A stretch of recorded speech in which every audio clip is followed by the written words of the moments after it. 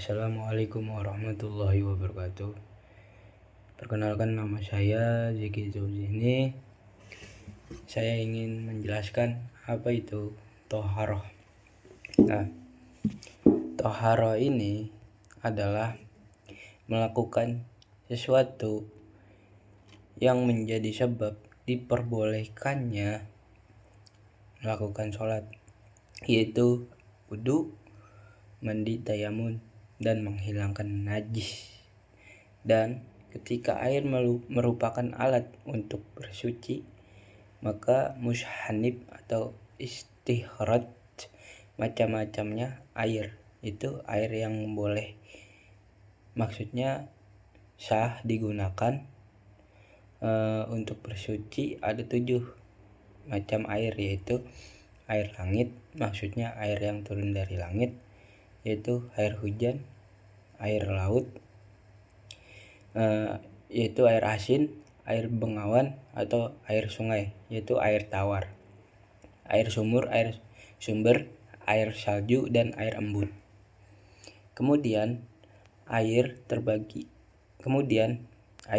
menjadi 4 bagian, yaitu ada air mutlak yang bahasa Arabnya Bismillahirrahmanirrahim, ahad duha tahiran fi nafsihi mutahharo li ghairihi ghairu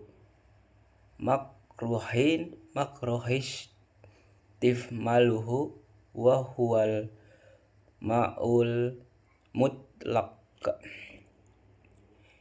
yaitu artinya salah satunya adalah air suci zatnya dan bisa mensucikan pada yang lainnya, serta tidak makruh menggunakannya, yaitu air mutlak, bebas dari khaid, ikatan nama yang lazim atau menetap, sehingga tidak berpengaruh pada kemutlakan air ketika berupa khaid yang munfak seperti air sumur.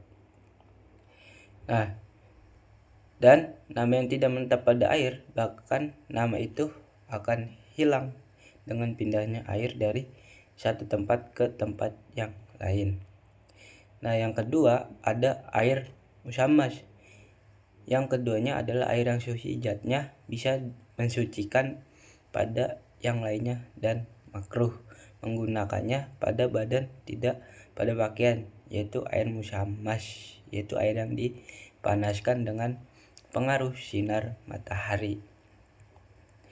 Dan ayatnya berbunyi Bismillahirrahmanirrahim, wa innama yukrahu syar'an bikuri harun fi inna iman ta'ihi illa innahi naqdaini liusofa in jauhari hima, yaitu artinya air musammas ini hanya dimakruhkan secara bila digunakan di daerah panas dengan menggunakan wadah yang dapat dicetak atau terbuat dari logam, selain wadah yang terbuat dari emas dan perak, karena elemen keduanya adalah bersih, atau dari karat.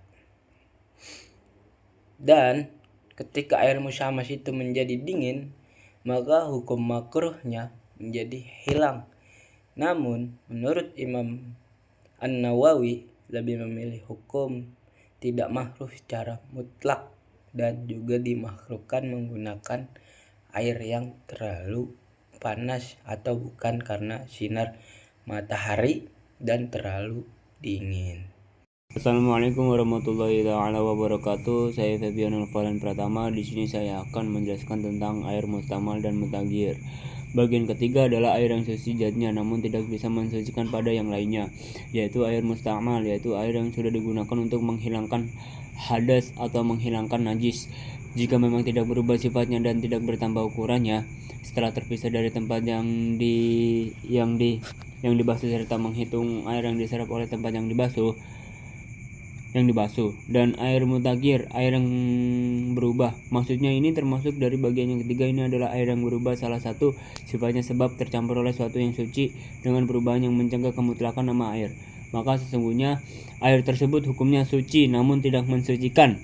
Dan yang kedua itu baik perubahannya itu nampak oleh indera ataupun kira-kira saja, seperti air yang tercampur oleh suatu yang sifatnya sesuai dengan sifat-sifat air, seperti air mawar yang sudah tidak berbau dan air musta'mal.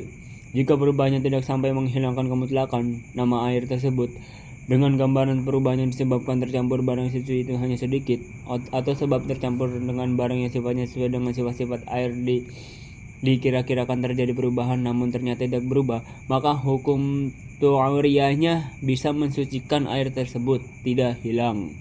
Dengan ungkapan khalatu atau sesuatu yang mencampuri, musta'na mengecuali perubahan air yang disebabkan barang-barang yang suci yang hanya bersandingkan dengan air, tidak mencampuri, maka sesungguhnya air tersebut tetap mensucikan walaupun perubahannya banyak. Begitu juga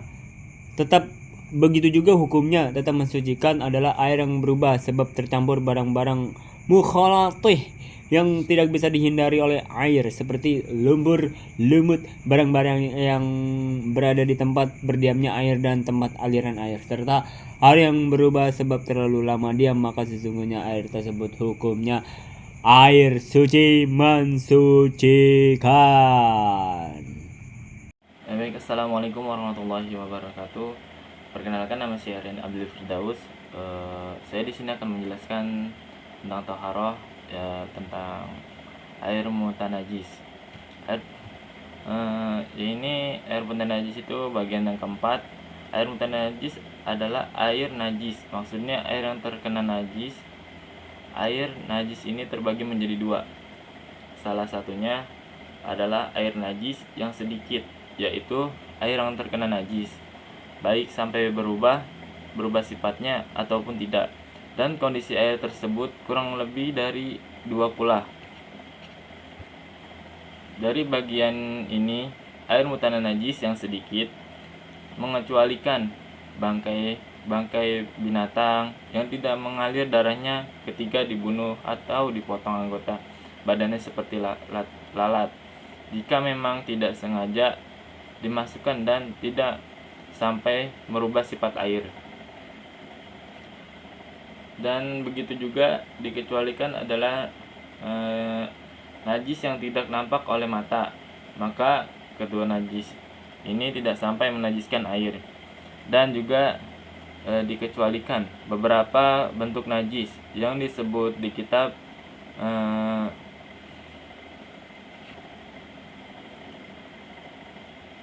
dan musanif memberi isyarah terhadap bagian kedua dari bagian air yang keempat ini dengan ungkapan beliau, atau air yang terkena najis itu ukurannya banyak, 2 kula atau lebih, namun berubah sifatnya, baik berubah sedikit ataupun banyak.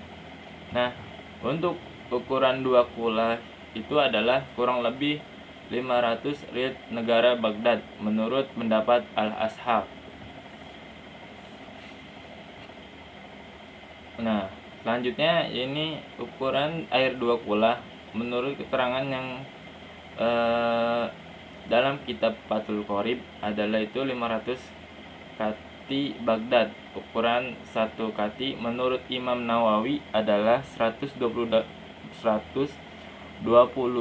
dirham atau lebih 7/4. Ukuran dengan literan adalah 260 liter.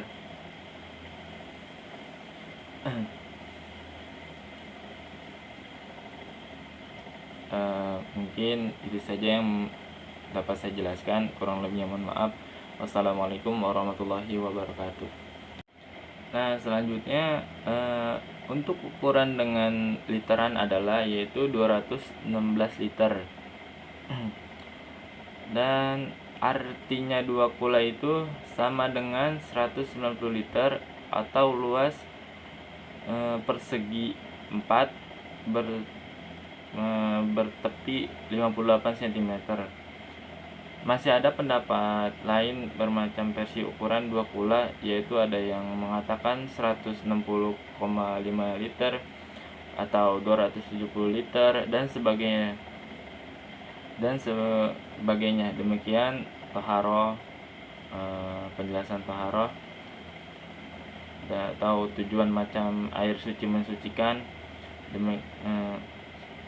Semoga bermanfaat dan memberikan tambahan ilmu pengetahuan untuk kita semua.